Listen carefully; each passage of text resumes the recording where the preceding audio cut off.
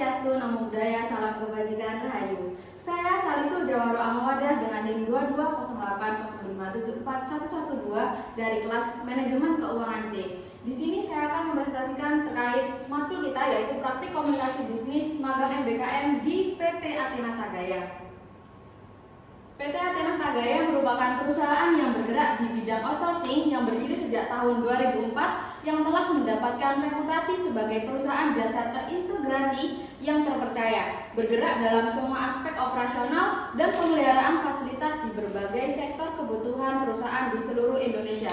Perusahaan kami juga mengusung tema One Stop Service yang menjadi tagline dari perusahaan kita. Perusahaan kami menawarkan beberapa layanan seperti yang pertama, jasa kebersihan, yang kedua, perawatan dan pembuatan taman atau gardening, yang ketiga, jasa keamanan, yang keempat, pengadaan tenaga kerja seperti penyediaan buruh pabrik ataupun chef, yang kelima, layanan parkir, yang keenam, pest and termite control atau pembasmi hama yang ada di pertanian, yang ketujuh, ada Athena Tagaya Training Center, yaitu perusahaan kita juga melaksanakan atau menyediakan training center bagi cleaning service maupun security. Dan yang terakhir ada pengadaan bahan makanan.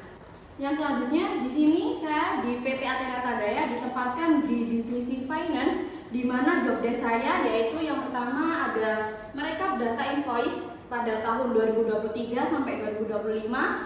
Selanjutnya yaitu ada menginput data invoice di aplikasi Zahir. Yang ketiga, menginput data invoice juga di aplikasi Ponix. Selanjutnya, job desk saya yaitu ada menginput data invoice di Ponix. Itu merupakan salah satu aplikasi yang dipakai oleh perusahaan kita. Selanjutnya, yaitu ada mengerjakan dokumen tender. Yang selanjutnya, menginput data BPJS sebelum masuk di data invoice. Yang selanjutnya juga ada menginput data operational cost juga yang ada di data invoice. Selanjutnya menginput PPN dan juga PPH, dan yang terakhir membuat invoice di Excel. Selanjutnya saya akan menjelaskan tentang alur kerja yang ada di divisi finance. Yang pertama, divisi finance akan mendapatkan timesheet dari divisi operasional, yang selanjutnya akan dibuatkan invoice dan juga faktur pajak. Yang selanjutnya, invoice dan faktur pajak tersebut akan dikirim ke klien kita yang bekerja sama dengan perusahaan kita, dan juga setelah klien tersebut mendapatkan invoice dari kita, klien tersebut akan membayar tagihan berupa cash, giro, ataupun cek.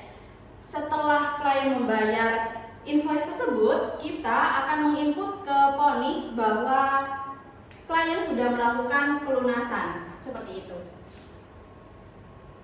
Yang selanjutnya yaitu ada sinergi dari divisi finance dengan divisi lain yang ada di PT Athena Tagaya. Yang pertama ada sinergi dari finance, HRD dan juga operasional, yaitu kita dari divisi ini akan melakukan joint visit di klien kita, yang selanjutnya akan menanyakan terkait dokumen, kelengkapan dokumen dan juga pembayarannya akan seperti apa, seperti itu.